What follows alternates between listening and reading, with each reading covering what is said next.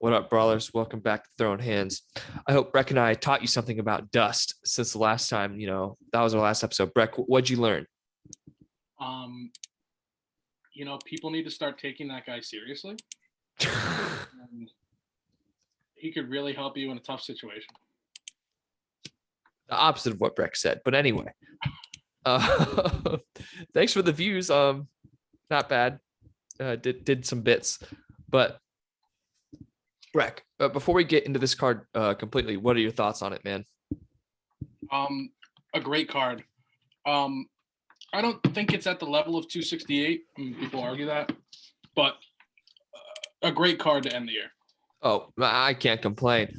So we're going to go into one fight on the early prelims. Alex Perez versus Matt Schnell. Perez going from title shot to early prelims on Fight Pass since he lost, since Figueiredo slipped the gilly on him. Matt Schnell looking to get back into things. What's your thoughts on this one? This is a good fight. Like you said, Perez lost to Figueiredo in his last fight. A lot of people thought Alex Perez had a chance in that fight too. It was over so quickly. But he's still pretty young, right? Yeah, he's 20. I think he's 30. Yeah, I mean, in the MMA game, that's not too old. I think he's one of the top guys in that division. It's a pretty light division. Yeah. But I'm excited to see him. Yeah, it's a good fight. I think Perez got it by decision. What do you think, man? Yeah, I would think so. I think, he fought the champ, and I think he knows what level it takes to beat a champ. And I think since his loss, he'll have improved a lot. So, yeah, for sure. Let's hope Ryan Hall does something except Imanari rolls in this fight. If he does that again, they should cut him and ban him from Lifetime. I can't watch that again. No, and then he got cracked by Topuria, who might be a champion in 2-3 years. I was about to say Topuria, though, who he fought that guy's a savage. But I love him. Yeah, hopefully not. Also, we have to shout out Randy Costa. Oh yes, big MMA Twitter guy. He's always interacting with the fans. Had a great fight with Adrian Yanez. Last fight lost, but had a good fight. So hopefully he gets a win. Yeah, he's a cool dude. So a couple people to look out for on the early prelims. Erin Blanchfield, she's really good. Miranda Maverick's a solid fighter, but Erin Blanchfield's a savage. I don't know if you have anything to speak on this one. I mean, Miranda Maverick said she's actually training at like a real MMA gym for the first time in her life. So we'll see if that is true and she's gotten better.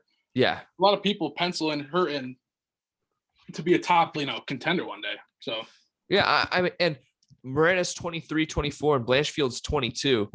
Yeah, these guys, they'll fight multiple times in their career, probably. Yeah, I mean, they're both very good fighters. And Eric Anders, Throwing Hands alum, shout out Eric Anders, going against Andre Muniz, looking to get back into that middleweight top 15. All right, we're going to every fight here. Jordan Wright, Bruno Silva. This is a banger to open up the prelims, rather, not the early prelims, but Jordan Wright. He won his first fight in the UFC on short notice in the light heavyweight division. He's always game. Bruno Silva's a savage. All right, let's be honest here. Every MMA fighter is a savage, but I got Jordan Wright in this one. I like his skill set. He brings a lot to the table. What do you have to say?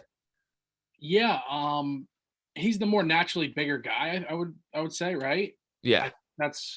It could be an advantage for him, or he could gas out in that sense. But like you said, I think he's probably the more talented of the fighter. He hasn't fought as much as Bruno Silva has, but like you said, I think if you look at just his wins, Bruno Silva either knocks somebody out or loses a fight, and it looks like Brandon Allen's a little more, or Jordan Wright rather, is more well-rounded. That's what I'm trying to say. Yeah, I totally agree. Who do you got in this one? I'll go Wright. I got him too. All right, this is the People's featured prelim. Augusto Sakai versus Tai Tuivasa. Tai Tuivasa stepping in. I think he's stepping in for Walt Harris, if I'm not mistaken. Yeah. Sakai's a solid fighter. I think, he could have beaten the Reem, but the Reem, being the Reem, defeated him. Then he got Tuivasa, man. Dude's been on a tear after getting cut. Now, I will say, Augusto Sakai is a much better fighter than Greg Hardy. I was about to say, I love Tai Tuivasa. Like you said, people's main event. Love the shoey. Hopefully we get to see a shoey, but this is probably his best competition. Like, I'm a little worried for him. Sakai, even though he lost, he's a 30. I mean, they say you're not in your heavyweight prime till you're like 34, 35. Yeah. He could be a champ one day, Sakai. He's pretty young in the game, and yeah, he's coming off back-to-back losses where he got KO'd. But against the top of the division, man. Top of the division, you know what I mean? Yeah, it's nothing, too crazy here. I hate to say it, but I think Sakai's going to win by decision. I think he understands Tuivasa's power is going to just go in and out of range. What do you have to say? I hate to agree with you, but I think the same thing. I think we saw Tai Tuivasa. I know he knocked out Greg Hardy, but he got hit pretty hard right before that. I think if that's reversed and it's Sakai this time, I don't think he's, you know what I mean? I don't think Sakai's going to rush in like that. Yeah, I agree. All right, dude, another great fight. Pedro Munoz versus Dominic Cruz. Dominic Cruz looking to get back into things, arguably the greatest bantamweight of all time. He probably is the greatest bantamweight of all time. And then you got Pedro Munoz. These two guys have been around forever. WEC days, UFC days. I mean, this is a classic fight right here. This fight could have been made 10 years ago, and we'd be like, all right, this is banger. This is a banger right here. People have adapted to Dominic Cruz's footwork over the past 5-6 years. This is a fun fight. Dude, this is every fight from here on out is fun, except one, which we'll get into. What's your thoughts on this one? One is sanctioned murder. We'll get to that. Yeah. But on this one, it's tough. It's like you just said, Dominic Cruz's footwork was such an advantage for so long, and no one could really deal with his style. And then people now have different training partners that can mimic his style, and people have seemed to figure him out a little bit. And he looked good against Casey Kenny, who is a good fighter. But that should not have been a split decision. No, I gotta think Cruz takes this just for the fact that Munoz, he's moving down, right? Or moving up? Isn't he changing? If he doesn't win this fight, he's going to move down. Move down, yeah. Okay, that's after this fight. Jeez. But if you look at his last, 4 fights, he's 1-3 rather. And I mean, he's lost to Frankie Edgar, Sterling, and Aldo, so he's lost to the top guys. But I just think Dominic Cruz is, if he doesn't win this fight, you would agree, right? Like, there's no hope at a belt. No. He's got to win this fight. He has to. And Cruz doesn't fight often enough. No. Well, so he has to win this. It's essentially the twilight of his career. He's got to win this. This is like his last hurrah. I think Dominic Cruz understands what's at stake, and he'll get the job done. What do you think? I agree. I think he knows this is it, and so much is riding on it. And he's such a smart guy. Wouldn't you agree? He's probably one of the top 5 guys in the UFC in terms of his smarts. I think Alex Morono's up there. People like that. Yeah, in fight IQ, his commentary. I know we'll get into we'll get into that. We'll get into that later. But the Cruz, like his fight IQ is just overall IQ is so high. I think he'll get it done. Yeah, dude, I think Pedro Munoz could make some noise at 25. I do too. I think it'd be a good decision.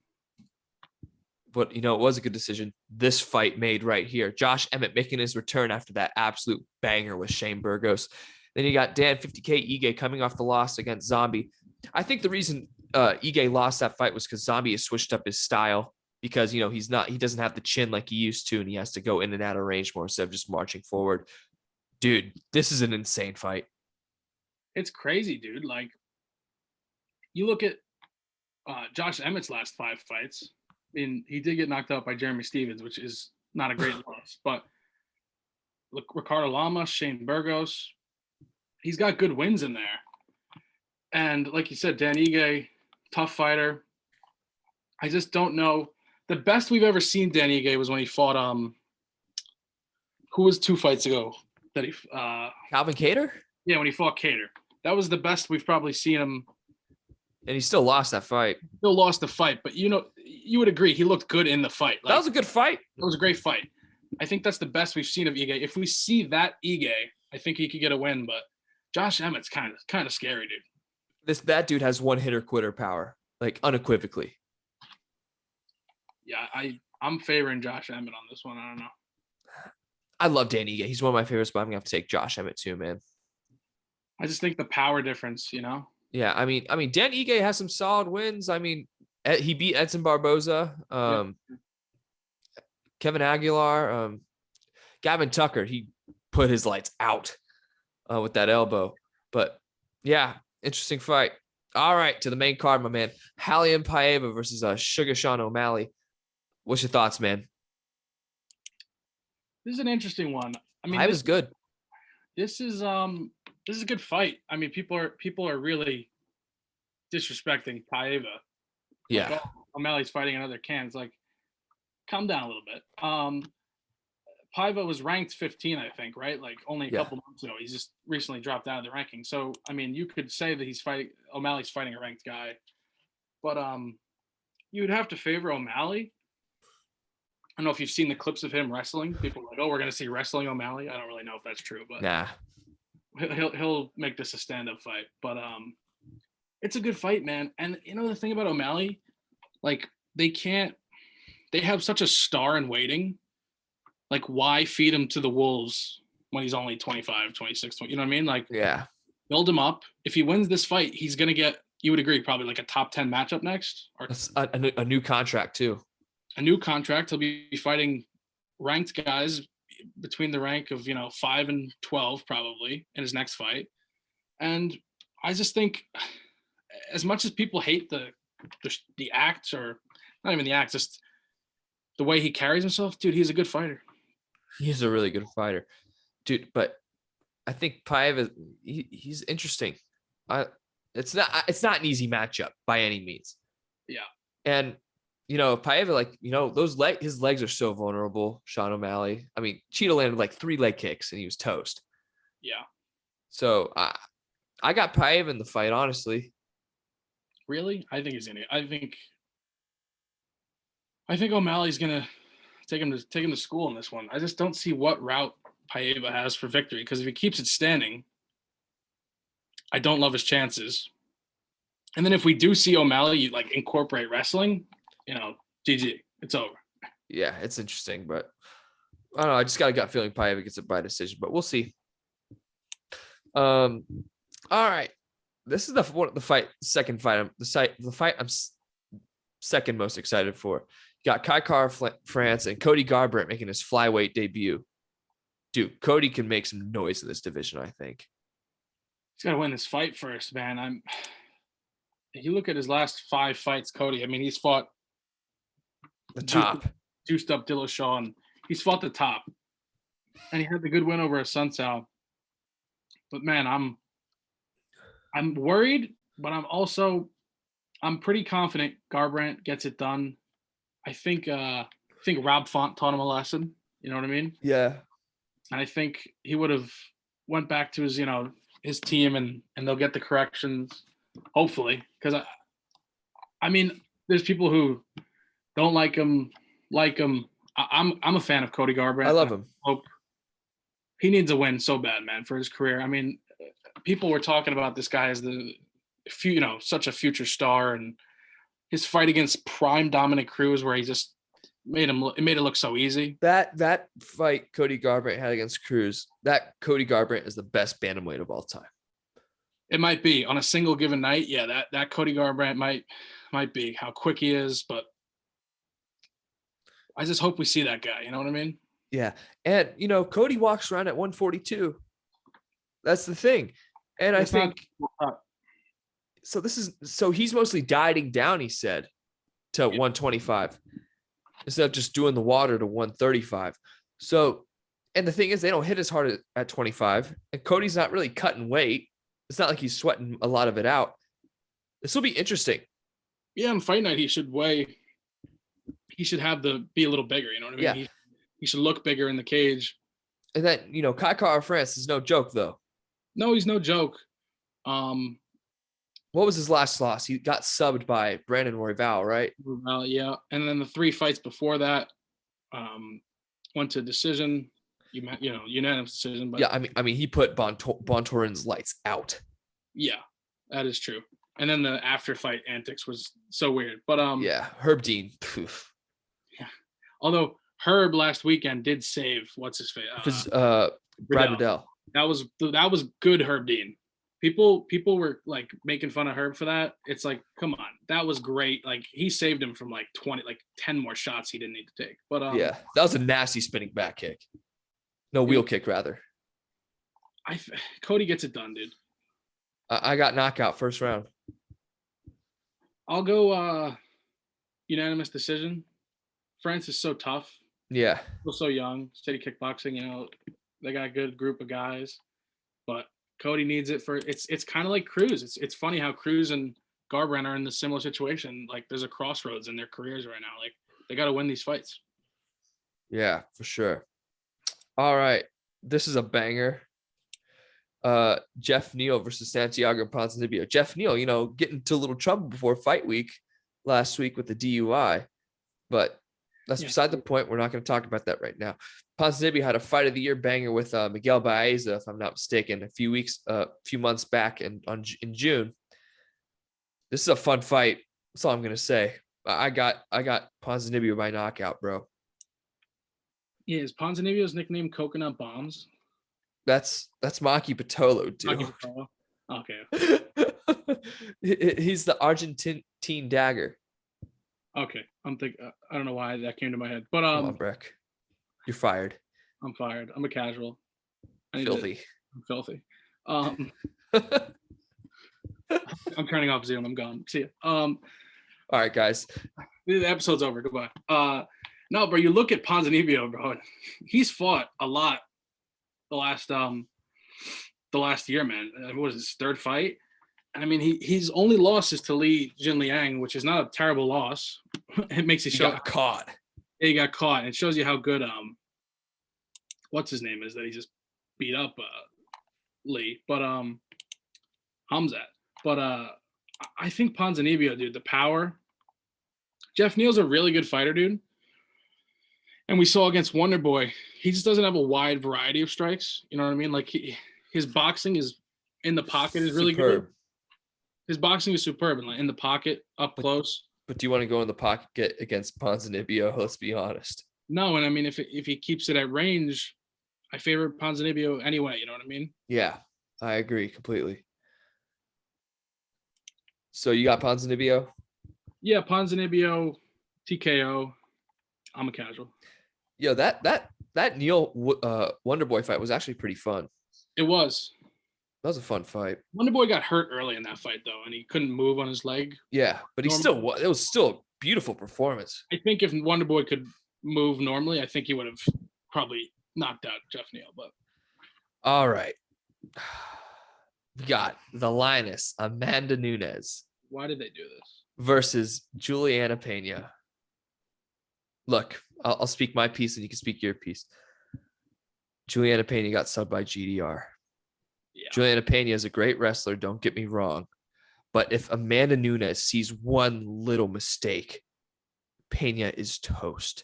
Pena has to fight the fight of all fights, the most perfect fight. Everything. She has to land every single strike she throws. She's got to land every takedown. Dude, I don't know if you've watched the Embedded, but Pena's oozing with confidence, and I am scared for her. I have been watching the Embeddeds. You're right. She's very confident. But, man, you watch the pad work, and you're like, the only person, what route to victory is there? You know what I mean? And you look at Amanda Nunez, dude. A WrestleFest? A WrestleFest, but, okay, like you just said, bro, she got submitted by Jermaine Durandamy. Like, Amanda Nunez is a brilliant Brazilian Jiu-Jitsu black belt. Like, wrestle as much as you want. You're going to get caught in a submission. And, I mean, if she keeps it standing, we know how it's ending. You know what I mean? It's almost a lock. It's a guarantee. Did you see, how she's, training to go train the center with Amanda Nunez? Oh, my God. When their coach was like, oh, yeah, we got to move forward, I was like, this is bad. This is real bad. This is bad. This is really bad. Really, really bad. And, dude, it's like Amanda Nunez, which is crazy. She got knocked out by Kat Zingano in 2014. Hasn't lost since. Don't think she's losing anytime soon. All right. So if Amanda Nunes wins this fight, which is a very, very high probability, I think we have to have a very serious conversation that she's the greatest to ever do it, regardless of gender. Yeah, I mean, she's up there. She's And dude, amazing.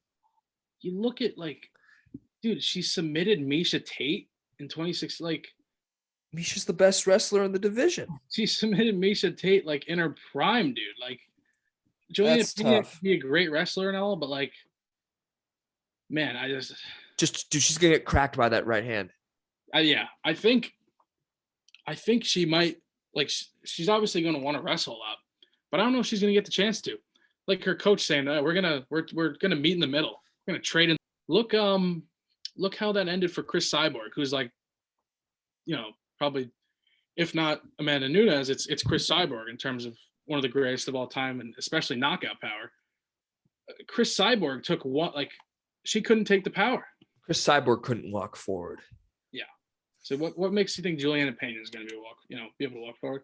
All right, official prediction. I'm going Nunez second round TKO. Nunez second round KO. It'll be bad too. I'm telling you, it's gonna be bad. They should just give GDR the title shot. Anyway. All right. Charlie Olives versus Dustin Poirier for the lightweight title. This is the fight I've been looking forward to the most all year, honestly. Besides Usman Covington too. I feel like Charlie Olives is phenomenal. Don't get me wrong. But I feel like Dustin Poirier is destined to win this belt. This is his belt. I agree 1,000%.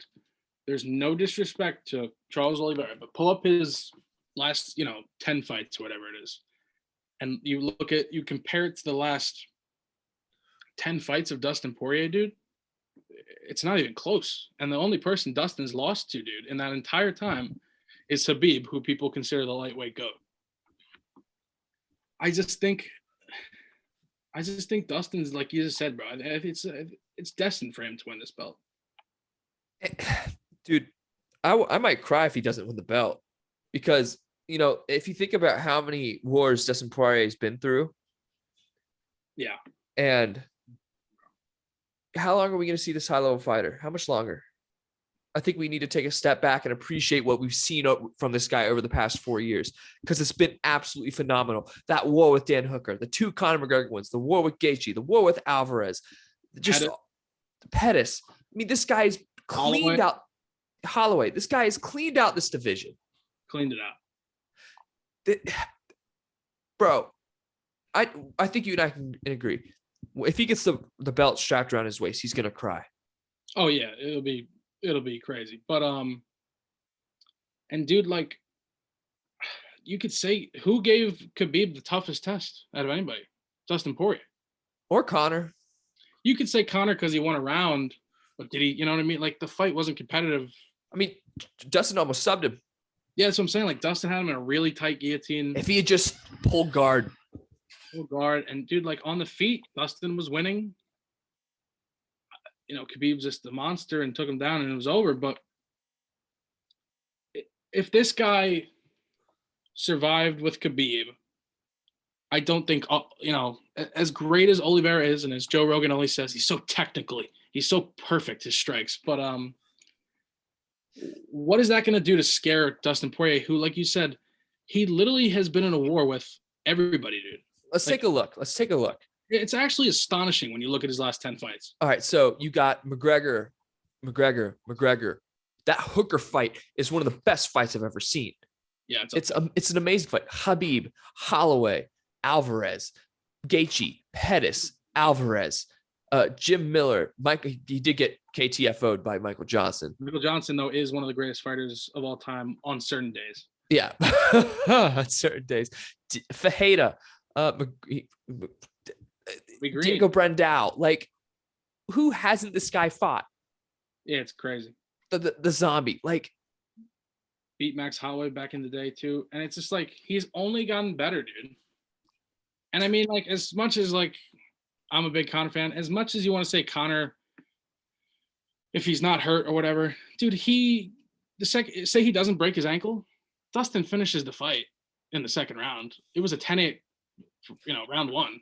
It was a very heavy 10-9 in my opinion. I wouldn't say 10-8, but that's beside the point.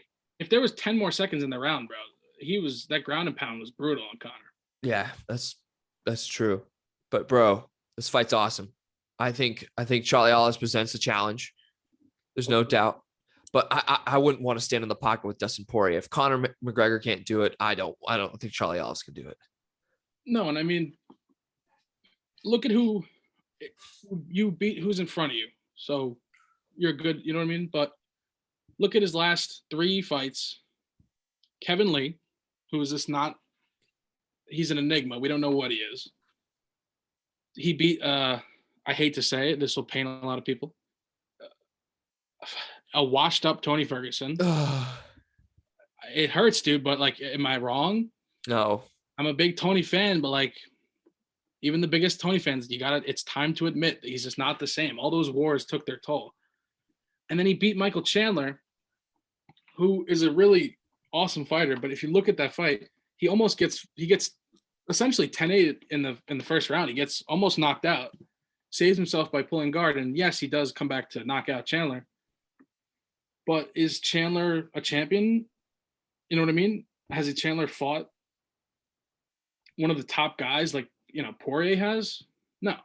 And like, I know it's different timelines, the fighters improve, but like Michael Chandler went in a 3-round war with Justin Gaethje. Poirier knocked out Gaethje. So that's, to me, the difference. You know what I mean? Yeah. And then you look, this win streak for Oliveira started with a washed up Clay Guida. Hey, he's still winning. Jeez. Then he beat Christos Giagos, then Jim Miller, then Tamor, then Nick Lentz, Gordon. He's definitely deserving of being the champ. Yes, no question. We're not crapping on him like that. It's just he hasn't fought somebody on the level of Poirier. Bro. All right, prediction time. I got Dustin Poirier 3rd round knockout. What do you have to say? Poirier 4th round TKO. Bro, I can't wait for this fight. Okay. I can't wait for this fight. I have a question. All right. Poirier wins. Does he retire? Or does he fight and defend the belt once? Because if he wins, I mean, he's done it all. You know what I mean? He's been saying a lot. This is the ultimate thing in the sport. Move up. Maybe the Conor fights, set him up for life, essentially. Fight Usman. I would love to see him win this belt, defend it once, and then just, go off into the sunset and retire. Do you know what fight? I'd like to see him versus Covington. That would be good. That'd be a fun fight. Him versus Gaethje too for the belt. Yes, please book it. Book it right now. Him versus Gaethje for the belt, if he wins, and then win or loss if he retires or not, because he's got a lot of businesses outside the UFC now. But I was thinking too, dude, like he wins this, right? I would say so. Say he wins this, and even if he defends the belt or say he loses to Gaethje, he's got to be on the Mount Rushmore of lightweights. Oh, he already is. I know he already is, but the belt really just cements him up there. Like you could argue he's not if he doesn't win the belt. But that's true. When you talk about Khabib and BJ Penn, like the legends of the lightweight division and he's others, he's up there, man. If he wins this belt, he's up there. Okay. I'm so excited to see this, man. We have to talk about this. I think Dominic Cruz is right about Daniel Cormier. I hate to say it, but he is. Yeah, he's right. But does that affect my viewing at home? To me personally, no. I love the banter between Rogan and DC, or if it's DC and Bisping last weekend when they were making fun of each other. I just think DC is there for, obviously he knows the fight game. Sure, maybe he doesn't know as much as Dominic Cruz, but I don't know, man. I love DC on the broadcast. He makes me feel like I'm watching like a watch party with friends. You know what I mean? Yeah. That's what I love about him. Is Dominic Cruz wrong? No, I think Dominic Cruz is probably right. And DC and him and Bisping had a funny thing on That was YouTube. funny. It was so funny. They like argued and hashed it out, which was really funny. And DC said, like, yeah, I did pay a guy to do all the research for me, and now I don't. So I don't have the research. But hey, man. I like Dominic Cruz knows what he's talking about on commentary, but he's just so boring. Yeah, I mean, he can be boring at times. Cruz. He can be a little snarky, little arrogant sometimes. It comes across. I love it when it's Bisping, and Cruz and Bisping just go at it the whole. Yeah. Dominic Cruz is like trying to fight Bisping the entire broadcast. It's hilarious. Although I will say, I think we've definitely said on this podcast before, Fitz, Felder, and Bisping are the best combination. It's not the technical A squad that Rogan, DC, and Anik is, but you're right. It is the best announcing team. Like, I wish they should rotate them into some big cards throughout I hope next year we get to see them get a couple of big shots because they're always doing the fight nights and the contender series. Like, give those guys. Like you learn a lot, but it's funny at the same time. Although, yeah, I agree. Fitz is great. I don't think the gap between Fitz and Anik is that big. I mean, I think they're in a similar class of really good broadcasters. Professional. Can't complain about either. And I love Rogan and DC, but when it comes to, if you really want to focus on the fights, Felder and Bisping are the best. But then again, it's a double-sided coin because I love, dude, when you hear Joe Rogan say, like, whoa, you could be like in another room, like, I got to go get a drink from the fridge. You hear the you will sprint back and like nothing will have happened, but you have to sprint back. You know what I mean? He hurt him, Mike. He hurt him. And then he come back. He's just like one little jab. You're like, come on, Joe. Come on. Yeah. What else is there to talk about? What was I going to say? Oliveira, you would agree. If he wins, it's by submission probably, right? Yeah. That's how I see him winning. He's not knocking out Poirier. He could. He knocked out. Well, Chandler's pretty chinny. Yeah. But I mean, Conor has way more power than Oliveira. And in that second fight where Dustin KO'd Conor cracked him in that first round. And Dustin said it was like a flash KO. I was out on my feet for a second, but then he recovered. So if the power of Conor, who's probably one of the hardest hitting lightweights, can't knock out Poirier, he's not getting knocked out, in my opinion. Yeah, we'll see. And Poirier hasn't really taken damage in his past two fights. No. I mean, Oliveira hasn't either, but, well, he did get knocked down by Chandler. Yeah. But, dude, next week's card is fun. I'll say that. Yeah, let me pull it up. It's an Lewis Dacus. Dude, this card is sick. I feel like this is the beginning of the end for Derek Lewis. How do you feel about that? Like that Gon fight was his last. That was his last chance, maybe. He's not in it for the belt, really. He's always said this. Yeah. But if they just pay me and give me the right opponents. Dude, I'm pumped for Angela Hill, Amanda Lem. That's a fun fight, man. I love Angela Hill. She's a great fighter because she's every fight you're gonna get a scrap. I am worried.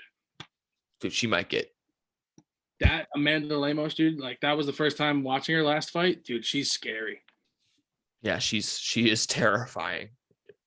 She really is, man. Like, think about it.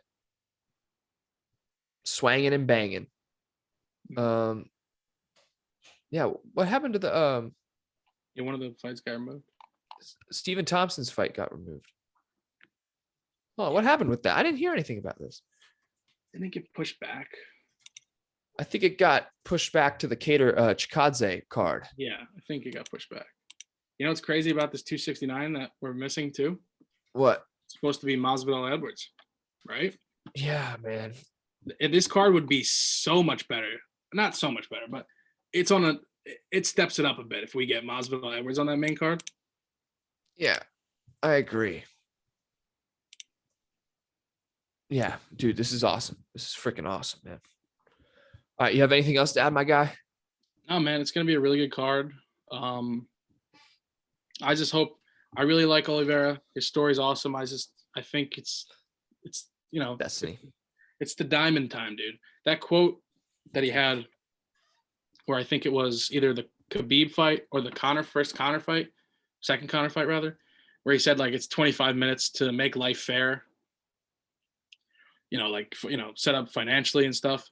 And then he kind of reiterated that at this press conference yesterday, and he said for this one, it's 25 minutes for eternity. He's like, if I win this belt, I'm champ forever. That just gave me chills. Yeah. All right, guys. See you next time.